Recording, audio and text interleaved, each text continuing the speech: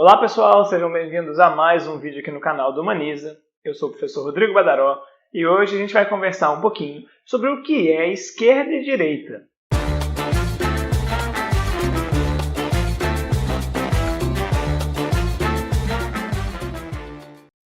Bom, gente, para começar essa conversa sobre esquerda e direita, é super importante a gente entender a origem desses conceitos. Eles já de cara ajudam a gente a entender um pouquinho melhor o sentido desses termos. A origem desses conceitos é na Revolução Francesa, e vejam só que é justamente o episódio que marca o que é a nossa idade contemporânea, a idade atual em que a gente está. Ela tem início na Revolução Francesa.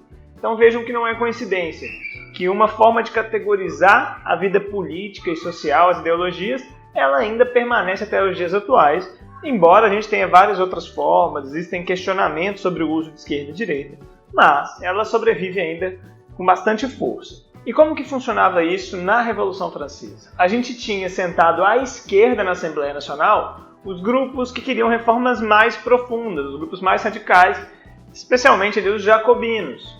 E a gente tinha à direita os grupos um pouco mais conservadores, os grupos que não queriam que as revoltas avançassem muito, que as reformas fossem muito longe. Eles já estavam, digamos assim, satisfeitos com a superação do antigo regime e a instauração de uma lógica mais liberal, mais burguesa. Então, durante todo o século XIX, já passa a ser possível identificar pelo menos esses dois padrões muito bem estabelecidos. Aqueles que estão satisfeitos com uma lógica liberal, burguesa, um pouco mais conservadora, e aqueles que estão lutando já por mudanças mais profundas nessa sociedade, às vezes, em alguns casos, por uma revolução socialista. Isso vai variar. Mas essa grande divisão entre dois grupos, ela já fica muito visível desde o século XIX, e já começa a ser possível, então, a gente identificar que a esquerda é esse grupo que quer as reformas mais profundas, que, a princípio, são aqueles que estão fora do poder, que querem a transformação, querem a mudança do status quo, da situação atual, eles querem mudar essa situação.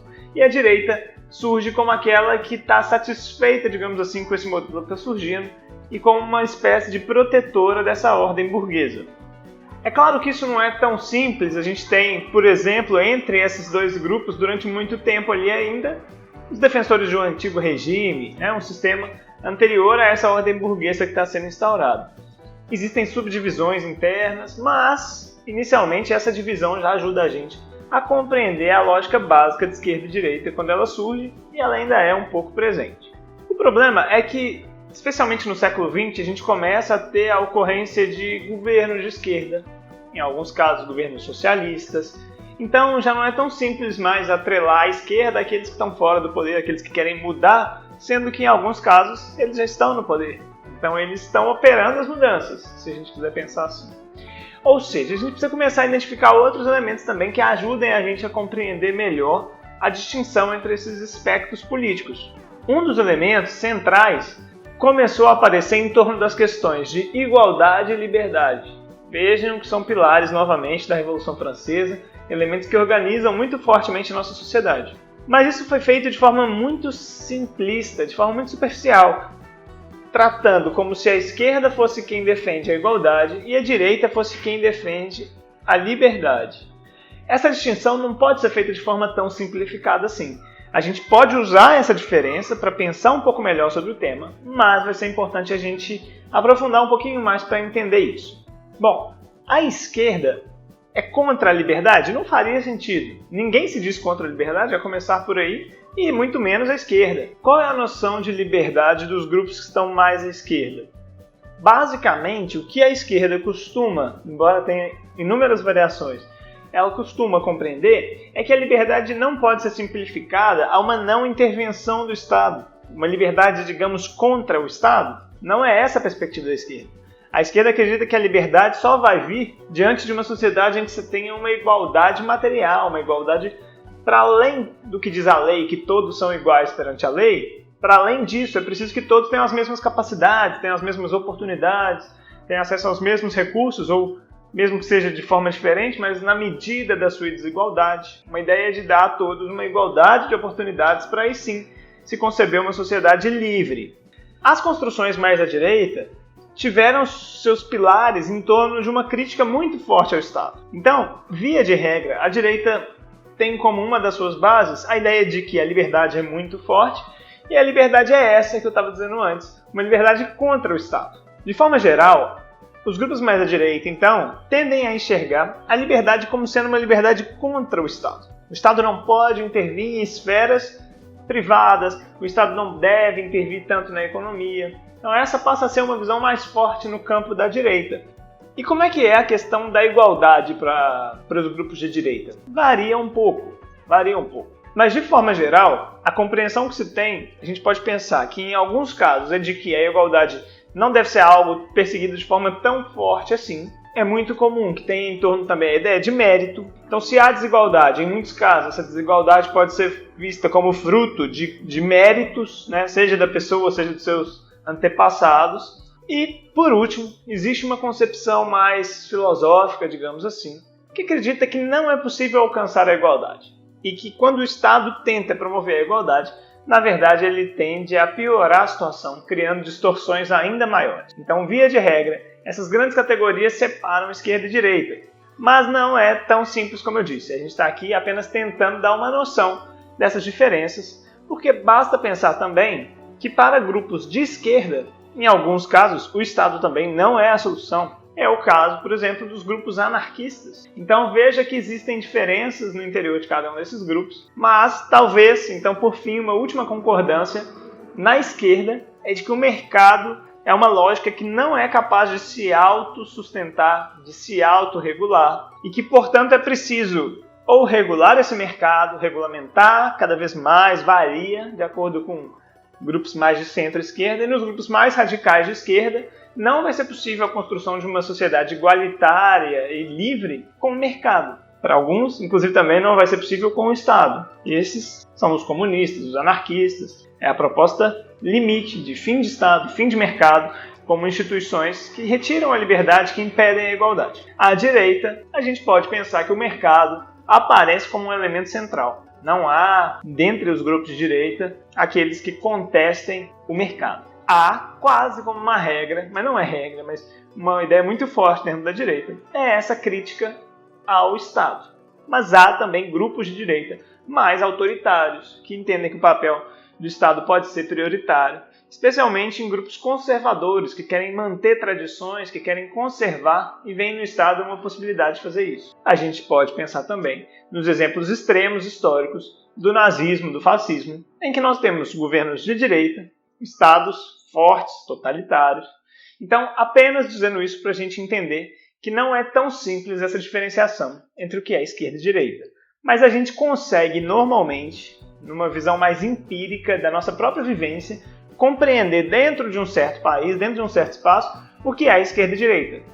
Até porque isso muda fortemente de acordo com o tempo e de acordo com o local. Então não existe uma definição muito precisa que seja capaz de dar conta de explicar isso em qualquer lugar do mundo, em qualquer contexto histórico. Normalmente esses elementos vão estar vinculados a aspectos muito específicos de um contexto político-social.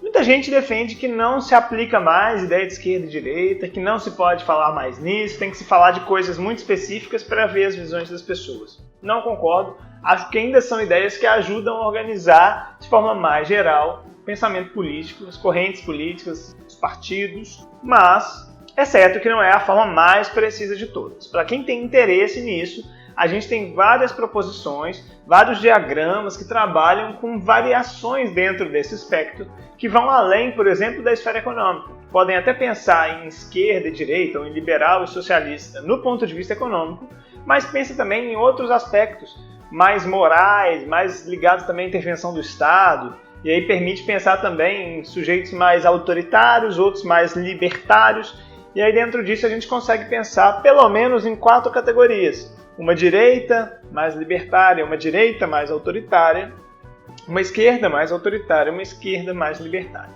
Mesmo esses modelos são super simplificados, mas já é um pouco mais avançado do que simplesmente 2 categorias, esquerda e direita. Isso vai se aprofundando, existem várias propostas que complexificam esse tema. Existem vários testes pela internet, você pode fazer também, mas nada é 100% preciso, rigoroso. São tentativas de categorizar propostas, visões de mundo em caixinhas. Né? E volta e meia, isso dá errado em algum lugar, A gente sempre tem que perguntar quem é que está organizando as caixinhas, né? Então, os testes de internet, normalmente, eles têm uma visão por trás. Então, não é 100% preciso o resultado, mas vale a pena fazer, tentar se entender um pouquinho melhor do ponto de vista ideológico. Pensando no Brasil, é perfeitamente possível a gente identificar alguns grupos políticos que se situam à esquerda. A gente pode discutir se é centro-esquerda, se é esquerda, o que é esquerda radical, existem variações, mas de forma geral, a gente percebe na esquerda grupos muito preocupados que se sustentam em cima da ideia de transformação da sociedade, a princípio a partir da ideia de que existe uma classe muito pobre, né, com muito pouco acesso a recursos, a todo tipo de serviço público, né? Então a esquerda normalmente propõe pautas que façam com que essa galera que está embaixo tenha condições de subir. As propostas variam muito, algumas são criticáveis na forma como tentam fazer, mas via de regra é essa preocupação central que está dentro do espectro de esquerda. É fazer essa mudança na sociedade, dar voz, né, também aos oprimidos, fazer melhorar a vida desses. E como é que faz isso? Pelo Estado. Com um Estado mais forte, um Estado mais atuante, que ofereça serviços públicos, que garanta a distribuição de renda, que tribute os mais ricos. Essa é a ideia básica da esquerda, fazer uma equidade, fazer uma distribuição de renda, tentar igualar essa sociedade. Além disso, a defesa de grupos que são historicamente oprimidos, que têm pouco espaço político, que são subrepresentados, é uma constante também, especialmente na esquerda brasileira. Então a gente tem ligado aos grupos de esquerda movimentos feministas, movimento negro, movimento LGBTQ, né? Todos esses movimentos encontram maior ressonância à esquerda, embora também existam grupos da direita que se dizem defensores dessas pautas. A direita no Brasil variou muito ao longo da história, mas especialmente depois da ditadura militar, a gente teve uma espécie de sumiço da direita brasileira, talvez um pouco envergonhada com a experiência militar, claramente um período de autoritarismo de direita na história brasileira. A gente está vendo recentemente, nos últimos 5 anos mais ou menos, a emergência de um grupo mais à direita mesmo, mais radical, que o presidente da República atualmente, Bolsonaro, representa muito fortemente, e que traz uma série de pautas que bagunçam em muito esse sistema. Por quê? É uma direita que tem defendido pautas como fim dos direitos humanos, contra os direitos humanos, contra a ideia de igualdade entre as pessoas, contra a pauta ambiental, contra o que eles chamam de globalismo. Então a gente tem uma série de pautas que tem sido bastante complicado de compreender nesse momento político brasileiro, porque a gente compreende que são pautas mais gerais que não necessariamente organizavam o espectro político. Defender a ciência, por exemplo, não era algo que organizava o sistema político. O sistema político era organizado, sobretudo, vamos pensar, em torno da questão do Estado. No Brasil, muito forte. Temos que ter um Estado mais enxuto, com ajuste fiscal. Esse é o discurso da direita, tradicionalmente no Brasil. E a esquerda, uma visão de um Estado mais ativo, mais atuante para tentar reparar a desigualdade. E de repente a gente tem agora elementos novos que vão surgindo nessa era que estamos vivendo.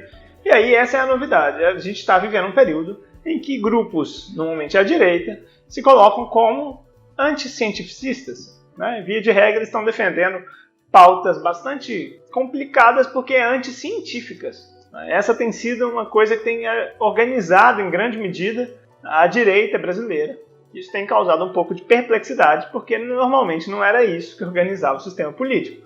Mas isso tem ocorrido. A direita brasileira, atualmente, tem se caracterizado por negar evidências científicas, seja, no caso atual, em relação à pandemia, seja em relação ao aquecimento global, desmatamento, problemas ambientais de forma geral. Enfim, tudo isso tem caracterizado a direita, além da pauta anti-Estado, que continua muito forte, e também de um tradicionalismo muito forte, que tem retomado a ideia de uma tradição da família, dos valores, que tem combatido os discursos que foram construídos ao longo das últimas décadas no Brasil, buscando incluir no interior da sociedade, com uma certa normalidade, grupos LGBTQ, como eu disse, por exemplo, ou fortalecimento da pauta feminista, da pauta dos negros.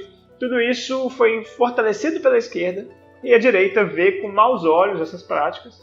Não porque abertamente se assumam, digamos, machistas ou racistas, não se assumem assim, mas porque acham que essas políticas são problemáticas.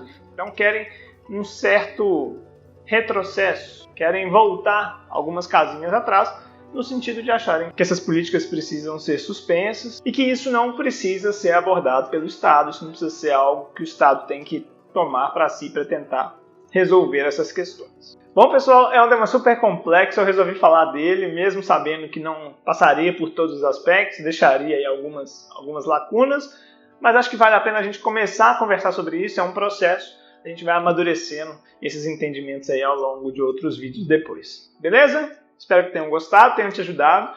Comenta aqui, conta pra mim se você consegue se identificar aí em algum desses aspectos políticos, seja a esquerda, a direita ou com outros elementos aí. Deixa nos comentários para eu saber qual que é a sua visão política. Deixa seu like, se inscreve no canal. Me procura também lá no Instagram, @humaniza1. E eu espero você no vídeo da semana que vem. Um abraço e bons estudos!